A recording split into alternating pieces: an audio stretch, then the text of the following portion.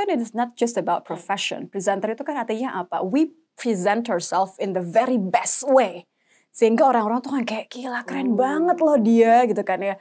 Dia ini banget loh. So what kind of image yang kita pengen? Aku punya narasumber yang kayaknya udah sering dilihat gitu ya. Selamat datang. What an introduction ya. Terima kasih.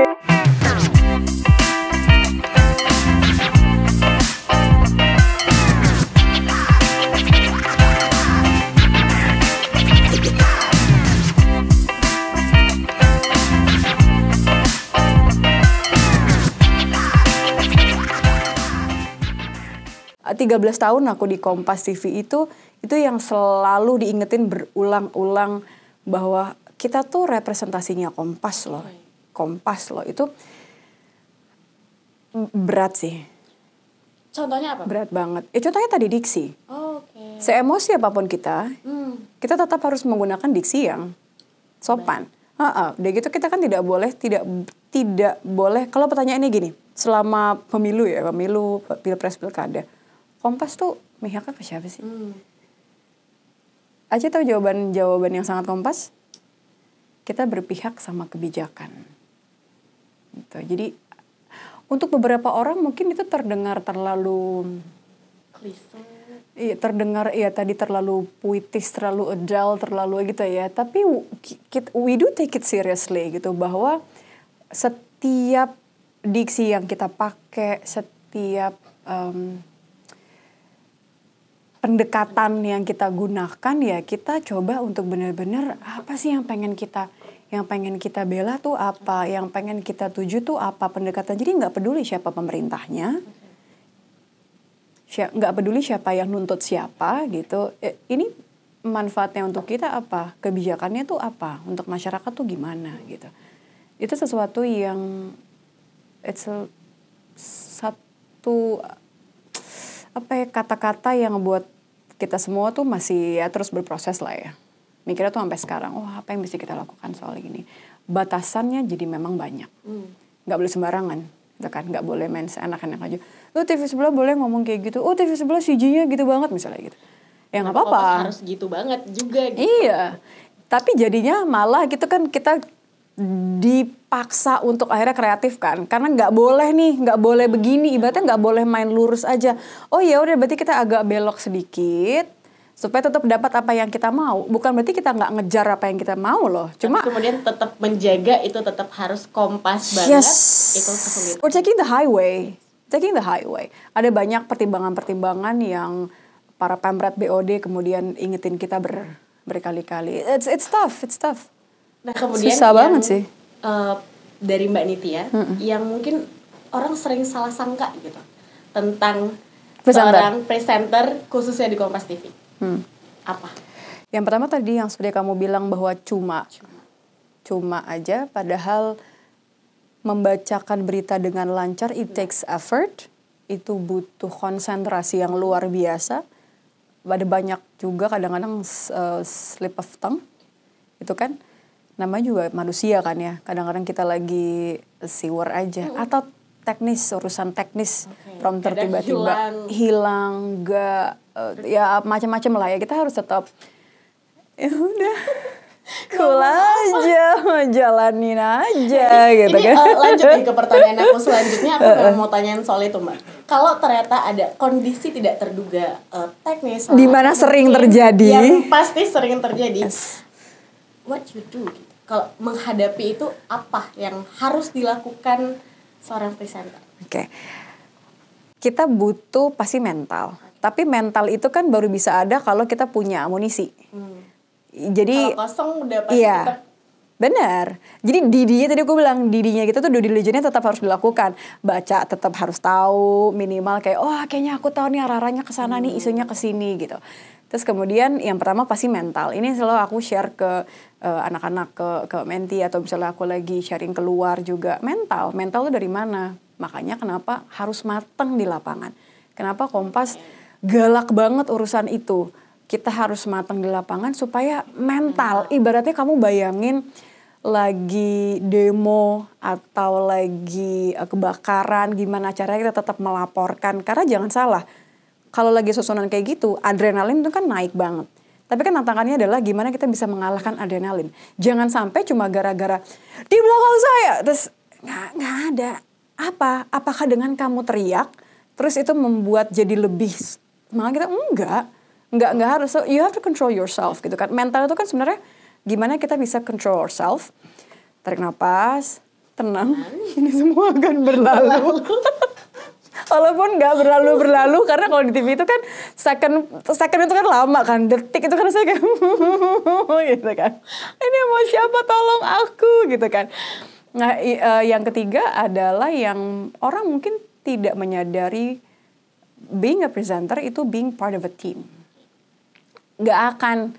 Aci nggak akan bisa duduk tenang di sini kalau nggak ada teman-teman cam yang nyiapin semua lampu dan segala macam. Kita nggak akan insecure kayak ini shading aku udah benar belum, udah kelihatan. Angle aku udah benar belum gitu kan. Jadi sebenarnya kita tuh disayang banget.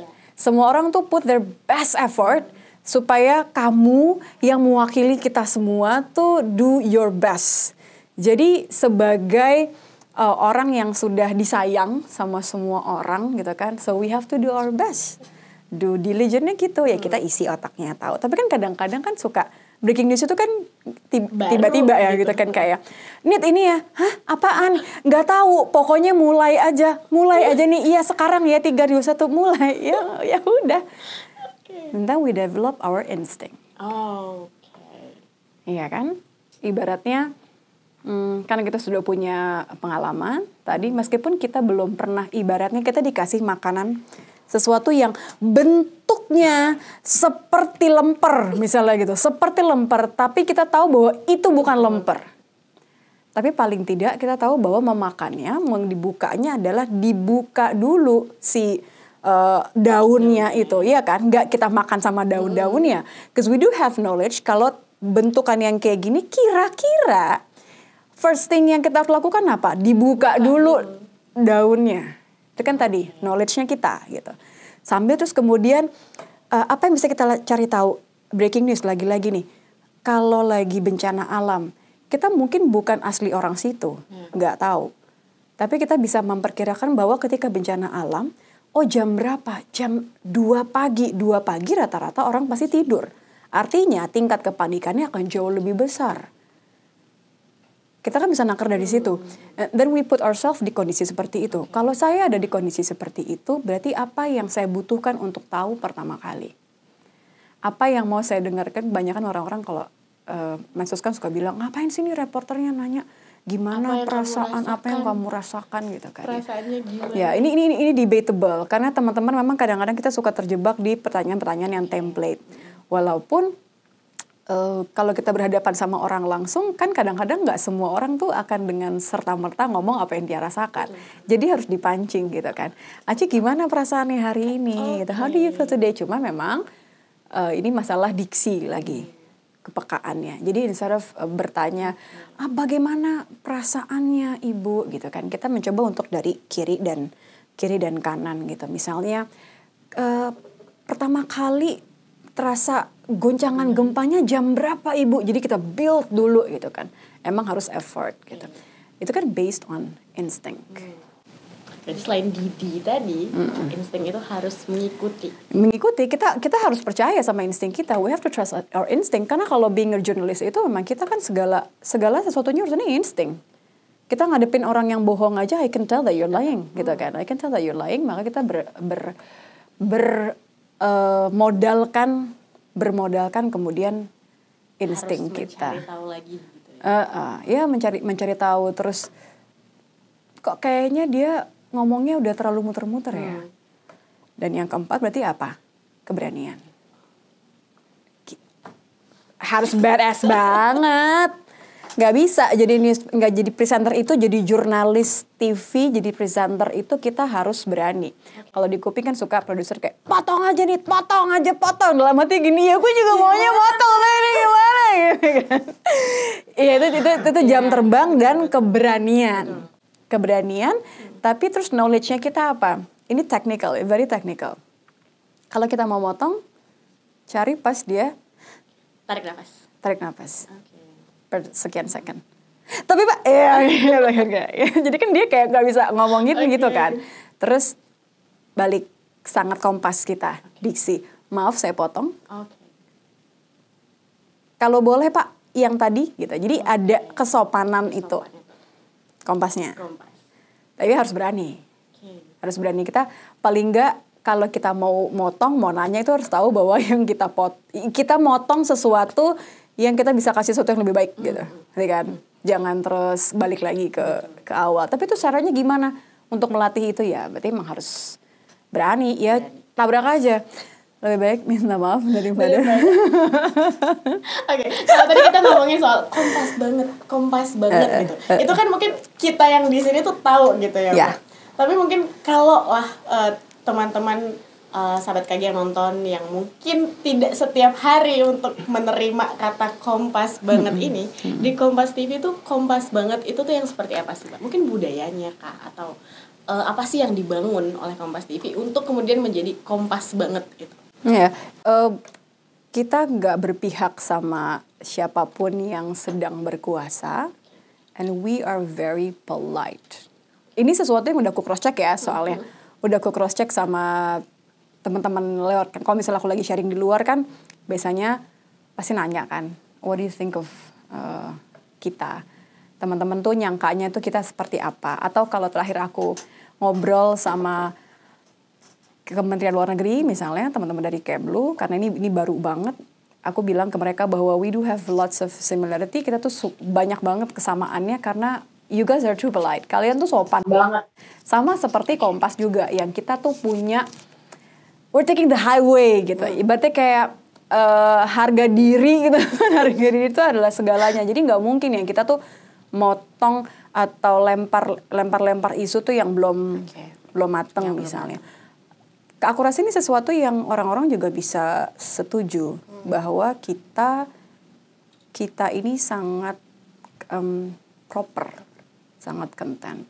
Terlepas dari like and dislike ya, kalau aku bilang. Kalau misalnya mau di-compare sama beberapa TV lain, kelihatan kok TV yang warnanya bukan warna kita gitu kan, warna dalam warna sesungguhnya sama warna kebijakan-kebijakan, pilihan-pilihan sikap itu kan kelihatan. Jadi itu gaya. Seperti CNN atau BBC aja misalnya kan. CNN dengan BBC kan gayanya berbeda. Kalau BBC kan karena mereka dari Inggris jadi biasanya jauh lebih polite, jauh lebih terstruktur. Memang untuk satu sisi tuh jadi kesannya tidak bold. Tidak berani gitu kan. Karena ada marwah Kompas tadi yang kita jaga. Jadi kalau orang-orang di luar yang tidak ada di dalam Kompas mungkin bertanya-tanya, kenapa sih kalau Kompas tuh nggak berani pasang CG yang gitu misalnya? Narasi. Karena kita punya, itu adalah pilihan, itu adalah sikap. Kita tidak mau untuk menjelekkan seseorang gitu. Ibaratnya kayak kita nggak akan body shaming. Tapi kalau seseorang tidak sehat, kita akan bilang bahwa ini loh contoh yang sehat. See the difference? Gitu sih. Berarti kalau ada orang yang bilang Kompas kayak tidak berpihak, tapi itu adalah pilihannya kita. Itu pilihan secara sadar kita lakukan.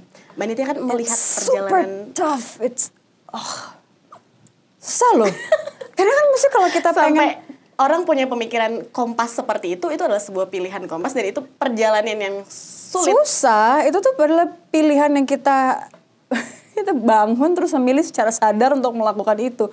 Dan untuk orang-orang yang, kalau aku kan dari awal kan emang di Kompas. Untuk orang-orang yang mereka juga dari TV lain misalnya berlabuhnya di Kompas. Kamu tau gak, Kompas itu sering dibilang sebagai redemptionnya orang-orang yang dari TV lain. Maksudnya orang-orang yang akhirnya tuh berlabuh ujung-ujungnya tuh di Kompas karena mereka lelah dengan perang di luar sana misalnya kayak gitu kan. Karena di sini tuh memang adem banget. It's aku nggak mau bilang family ya, karena kalau family it's a job after all ya. Tapi Mbak ada kenyamanan itu gitu kali Mbak. Iyalah, aku berapa kali hampir keluar nggak jadi karena di Kompas tuh berkali-kali ya maksudnya membuat aku jadi akhirnya nggak ada pembelajarannya, kayaknya aku masih di sini aja karena you get to be that one decent person decent itu adalah pilihan hidup. Mau ngambil cara mudah atau cara yang lagi ngetrend. Now we're taking the highway. And it's super hard. Gak selalu disukai karena dianggap misalnya kurang tegas, kurang galak misalnya kayak gitu kan. Tapi kalau menurut aku itu like and dislike aja. Akan ada orang-orang yang menyadari indahnya kebijaksanaan yang kita coba pilih gitu ibaratnya. Kita nggak mau menyiram bensin, tapi kita akan bilang bahwa ini kondisinya memang sedikit lagi kebakar nih, tapi nggak mau nyiram bensin. Ngomongin Kompas TV, Mbak Nitya. Step back sedikit karena Mbak Nitya kan step back sejauh mana nih?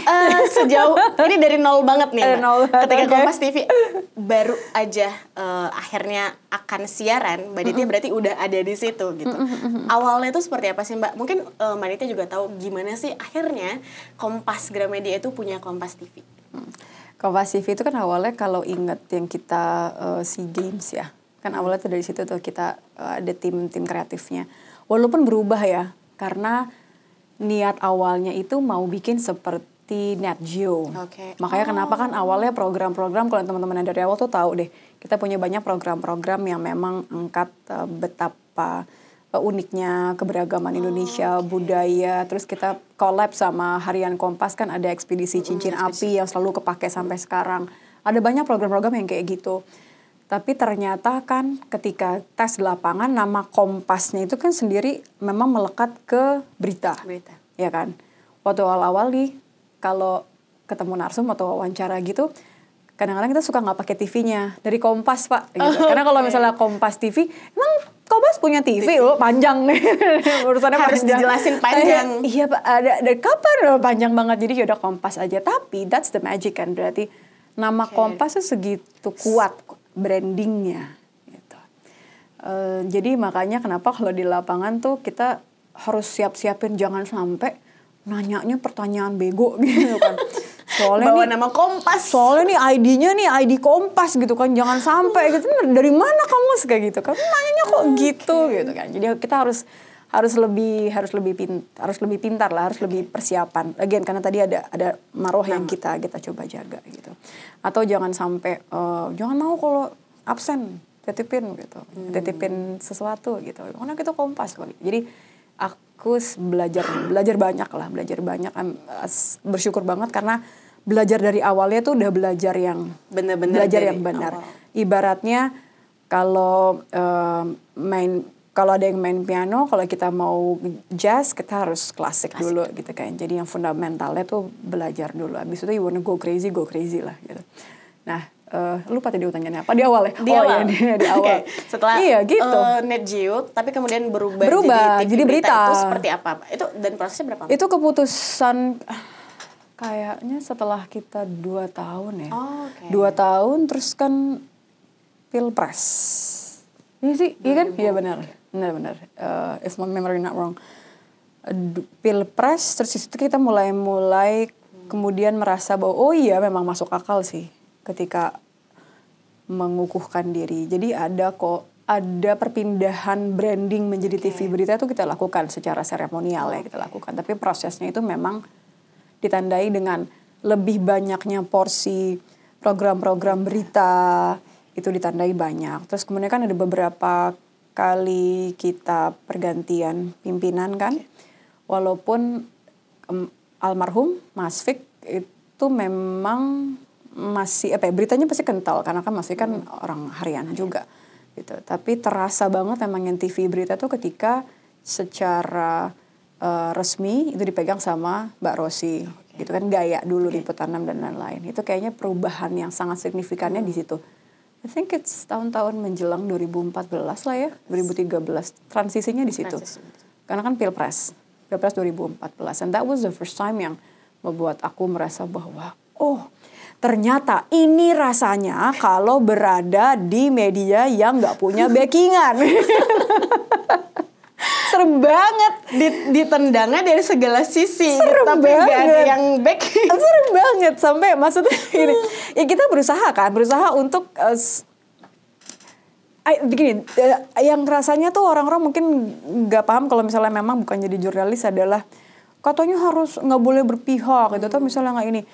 Iya, sebenarnya tuh segala sesuatu yang dilakukan secara sadar oleh jurnalis itu tuh pasti subjektif. Kita nentuin agenda tuh subjektif, tapi pendekatannya dua-duanya kita angkat gitu kan. Tapi kita mau milih apanya itu kan sudah subjektif sebenarnya, dan itu tidak ada yang salah. Semua media melakukan itu dengan segala pertimbangan, gaya dan lain-lain gitu kan. Jadi nggak ada yang aneh lah dengan itu. Jadi ngeri banget. Gitu lagi gitu cepat ya. Ada bunyi helikopter. Bercanda-bercanda sama teman-teman Litbang. Waduh, gimana nih? Udah berapa persen gitu kan ya? Wah, gimana nih Mas? Kita kayak, aduh gimana nih, karena kita nggak ada yang dukung, tapi ya menyenangkannya itulah ya, menyenangkannya bahwa kita selalu tahu. Jadi siapapun yang dipilih, kita selalu punya harga diri untuk tetap mengkritik karena kita dulu nggak mendukung mati-matian atau misalnya apa gitu enggak. So that's the privilege I think. Jadi kalau aku sharing sama teman-teman dari institusi lain gitu, ada warna-warna gitu kan, kita selalu bilang bahwa kita nih kalau Kompas ini punya privilege untuk tidak terkungkung dengan warna apapun gitu. Makanya kalau ingat logonya Kompas TV yang lama itu warna-warni, itu kan salah satu maknanya tuh itu bahwa kita ya keberagaman Indonesia, kita punya privilege untuk punya semua warna gitu. 13 tahun Kompas TV ini, di tahun ini ulang tahunnya ya. Yay, lucky number 13. Mbak Ditya melihat seperti apa sih optimismenya Kompas untuk terus ada bersama dengan audiensnya, dengan marwah, dengan value yang dibawa? Tantangannya sekarang kan karena industri media sendiri kan sekarang lagi gonjang-ganjing ya. Disrupsinya sudah terjadi sejak 5 tahun lalu. And I think we need to accept bahwa memang arahnya memang berubah. Tapi ini aku bilang tadi, ngobrol sama beberapa teman-teman yang memang platformnya tuh platform digital. Sangat menenangkan bahwa they do believe in journalism. They do believe in Kompas gitu. Karena semua value yang kita bawa gitu. Jadi tinggal bagaimana kita beradaptasi aja. Urusan beradaptasi itu adalah satu hal yang untungnya kita nggak usah pikirin karena ada orang-orang yang lebih pintar, bos-bos kita, bos-bos kita di atas. Tapi sebagai jurnalis gitu kan, sebagai news presenter misalnya, kita harus selalu belajar. Kalau pribadi, aku mencoba untuk ini part of the branding, part of the thing that I like. Misalnya, aku lagi belajar bahasa isyarat. Jadi di layar aku coba untuk sedikit menyapa, memperkenalkan namaku dalam bahasa isyarat gitu. It's a very simple, tapi sangat menyenangkan ketika teman-teman tuli itu respon gitu. Jadi kalau menurutku itu sesuatu yang juga sangat Kompas, bahwa di tengah disrupsi yang gede-gedean kayak gini, there's always a place for us to grow. Selama tadi kita ingat bahwa kita harus tetap relevan, harus tetap relate, tapi bukan berarti terus jadi gitu. Maksudnya nggak perlu kehilangan jati diri karena akan selalu ada yang appreciate for who we are. Kalau menurutku sih gitu ya. As a Kompas TV ya, kalau harapan semua teman-teman yang ada di Kompas TV pasti kita bisa sesegera mungkin bersama-sama di kapal yang sama dan selamat bareng-bareng gitu dengan apa yang kita punya. Berubah tuh pasti loh ya. Maksudnya ketika nanti ada hal-hal yang mungkin kalau dibandingin sama Kompas TV 13 tahun yang lalu tuh akan berbeda. Dulu aja awal kita mau Net Geo kok ada kita jadi TV berita gitu kan. And it's not wrong. Kita survive, kita malah bagus punya identitas. Jadi kalau setelah 13 tahun ini dengan segala disrupsi yang ada, kita ternyata harus switch ke arah jadi, manapun itu. You're gonna be a diamond anyway gitu kan. Kita jadi kekikis sana sini, tapi kita tetap akan emerge as a Kompas dengan value yang sama ya. Kiri kanannya mungkin akan berubah, tapi aku percaya bahwa value dasarnya itu nggak akan berubah. It's who we are gitu. Tergantung kita mau nggak gitu, mau fight nggak untuk itu. Kebayang sih. Kebayang susah banget sih dengan segala semua sekarang ini ya citizen journalism yang sangat-sangat kuat. And I do appreciate teman-teman yang memang menggunakan platform itu. It helps us. Karena kan semakin kecil ya. Jadi ke community gitu kan. It's helping us gitu. Dan dengan segala hal yang lucu-lucu yang viral-viral segala macam tuh menunjukkan bahwa kita juga manusia kok gitu kan. We're open for suggestions gitu. Berarti optimismenya ada di jati diri Kompas itu sendiri. Iya. Gimana pun perubahannya nanti. Karena perubahan tuh pasti. Perubahan tuh pasti gitu. Ya mudah-mudahan sih semuanya akan bareng-bareng sama kita. Maksudnya semua yang selama ini udah kind enough untuk percaya sama kita ya. Karena kan media itu kan kita harus tetap punya orang yang menikmati. Ya kan, kita cuma siaran sendiri aja kalau nggak ada yang nonton kan informasi itu kan dua arah gitu. So thank you ya. Terima kasih. Sekali lagi selamat ulang tahun untuk Kompas TV yang ke-13 di tahun ini. Thank you. Mbak Nitya, terima kasih juga udah sharing-sharing. Thanks for having me. Terima kasih, ini kita juga berterima kasih sekali. Polantas hari ini kedatangan Mbak Nitya Anissa, dan tadi kita udah banyak belajar soal menjadi presenter yang berkarakter. Tapi nggak hanya diterapkan ketika kita menjadi seorang presenter. It's one thing. Bisa di mana aja. Gitu. Okay. Yes. Nah, sahabat KG, kalau kamu punya komentar atau pertanyaan, mungkin boleh tuliskan di kolom komentar. Dan sekali lagi, terima kasih banyak sudah menonton Polantas episode kali ini bersama Mbak Nitya Anissa. Terima kasih banyak, dan sampai jumpa di Polantas selanjutnya.